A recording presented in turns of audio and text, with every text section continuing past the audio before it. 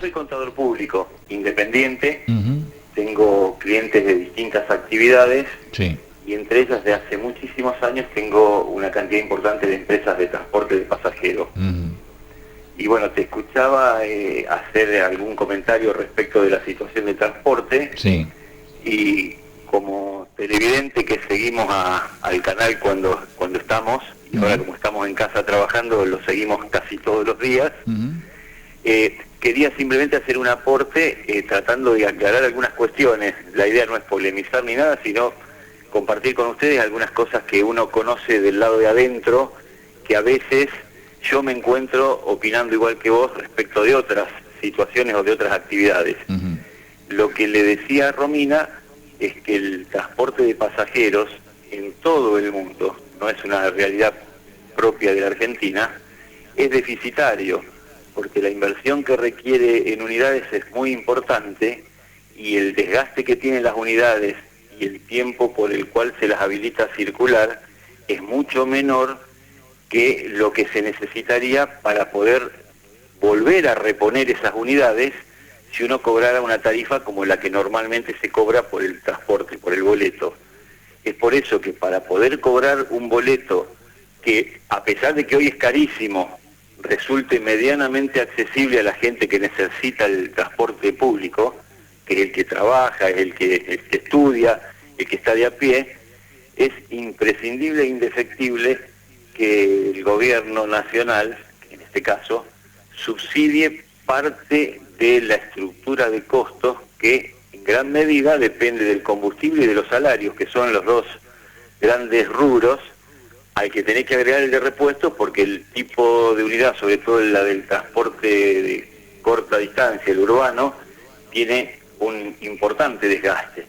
Entonces, si no hay subsidios, el resultado de todas las empresas de transporte es negativo, es deficitario. Y no olvidemos que, y esto no es en defensa de ningún tipo de empresario, porque estoy tratando de postarme en el medio, Ujú. todo el que hace algún tipo de inversión pretende tener algún resultado como contrapartida, desde el que pone un kiosco, el que pone una verdulería, el que pone una empresa. No estamos hablando de la gran empresa.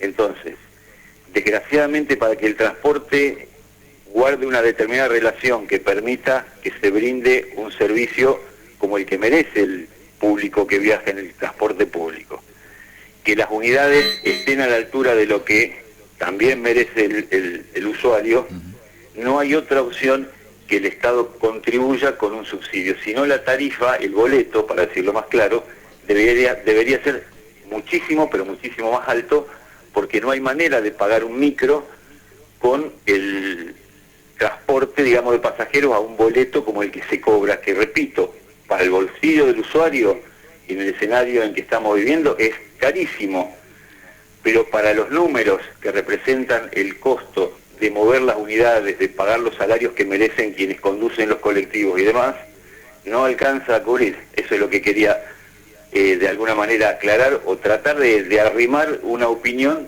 desde adentro. Está claro, está muy bien hecha la aclaración. Yo hacía referencia a que no de ahora, ha cambiado mucho, claramente, el sistema empresarial, el sistema de comunicación, y es verdad, en todo el mundo está subsidiado claramente.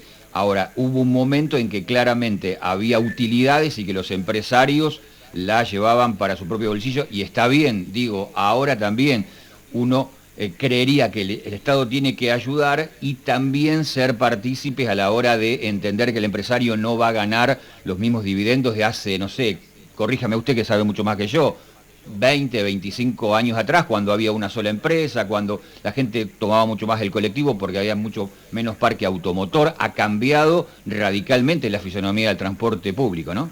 Mira, yo tengo 32 años de contador. De los 32 de contador, hace prácticamente 28 que tengo dentro de los clientes empresas de transporte. Y lo que vos decís, en alguna medida, es cierto, pero también está de la mano de lo que eran las exigencias que había hace 20, 25 años en materia de transporte, en donde el micro tenía una estructura mucho más barata, había menos exigencias en cuanto a que tenga aire acondicionado, calefacción, que son cosas básicas, estando en el 2020 que atravesamos, pero que en ese momento no existían. Y además eran otras o era otra la relación de costos respecto de los precios de las unidades. Recordemos que hace 20 años, y los que vivimos en el cordón industrial, los que vivimos en Rosario, algunos se lo van a acordar, había muchísimas carroceras, empresas que carrozaban micros en la zona sur de Rosario, Villa Gobernador Galvez. Sí. Todo eso era mano de obra local, todo eso producía unidades a un costo mucho más barato que el que hoy requiere, que prácticamente hay que comprar o a Buenos Aires, o si son empresas de mediana y larga distancia, a veces hay que recurrir a comprar a Brasil. Es decir, se modificaron desgraciadamente para nuestro país y para mal muchísimas de las cosas que hace 20 o 25 años hacían que el transporte, si bien siempre fue deficitario, pudiese funcionar, porque al Estado le costaba menos subsidiar la parte que le correspondía subsidiar, por lo tanto no se fijaba en ese detalle, y porque el esquema en general era totalmente distinto al actual. En estos momentos, repito, la única manera de que las unidades funcionen es dependiendo del subsidio del Estado. De lo contrario, no habría manera de ponerlas en funcionamiento. Y aprovecho porque en algún momento, hace unas semanas, se estuvo hablando de la posibilidad de, en el caso del transporte de media y de larga distancia, de volver a reanudar el servicio con frecuencias discontinuadas o con menor cantidad de frecuencias. Bueno, esto es más de lo mismo. Si reducimos frecuencias, si disminuimos la cantidad de servicios, que desde el punto de vista sanitario obviamente es innegable que sería beneficioso, hace que determinados costos que son variables, que hay que pagarlos sí o sí, no se vayan a poder cubrir porque va a haber menos frecuencia y va a haber menos recaudación.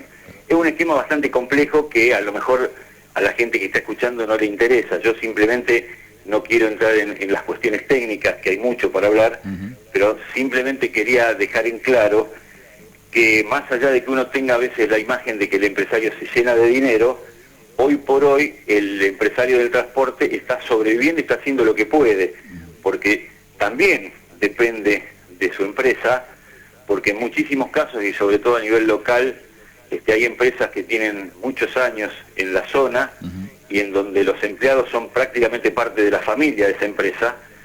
Y bueno, desgraciadamente se termina convirtiendo todo esto en una guerra o en una lucha de gente contra gente. Pero básicamente, reitero, lo que quería era simplemente aclarar que no siempre, como uno imagina en las grandes empresas, en las multinacionales, la mayoría de los empresarios de transporte nadan en la abundancia. El sistema de transporte es mucho más complejo que una simple ecuación de ingresos menos costos. Eso solo quería decir. Está muy bien, está muy bien. Gracias, le tomamos claramente la aclaración. La última, esta empresa, la que del 103, el Expreso, ¿sigue siendo el mismo empresario que conocemos hace más de 40 años aquí, Carlos? Yo no la atiendo, pero sí. Sí. Pero bien. Bueno, al respecto solamente quiero hacer un comentario, y no en defensa de nadie. Está bien, no, hable con total libertad, hable con total libertad.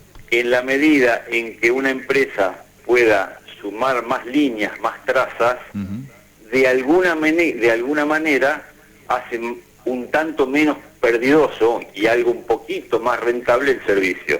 Es decir, cuando uno a veces ve que una línea incorpora más trazas y más trazas y más trazas, y lo piensa desde el punto de vista que cualquier ciudadano de a pie lo puede pensar, que es que se convierte en monopólica, lejos de eso a veces lo único que está logrando es, bueno, que una línea o un servicio que es deficitario se termine compensando con otro que pueda tener un poco más de carga. Y eso es lo que se puede observar en varias líneas de la zona, que a veces uno piensa que crecen y crecen y crecen, y que lo que está haciendo el empresario es abultar o incorporar más riqueza. Y repito, en la cantidad de corte de boleto que vos mencionabas hoy, está de alguna manera la ecuación. Corte de boleto que por sí son insuficientes para la estructura. Totalmente, eso queda claro. Muchísimas gracias, Carlos, un gustazo. Gracias a ustedes por informar y gracias por este espacio que, repito, no era para polemizar, solamente para tratar de echar un poquito de luz al respecto. Gracias. Me parece bárbara la ilustración y el aporte, muy amable, ¿eh? Buen fin de semana, Daniel. Gracias, igualmente. Carlos, entonces, un contador que trabaja en empresas de transporte, que nos aclaraba justamente la situación con respecto a este momento del transporte público de pasajeros en toda la región.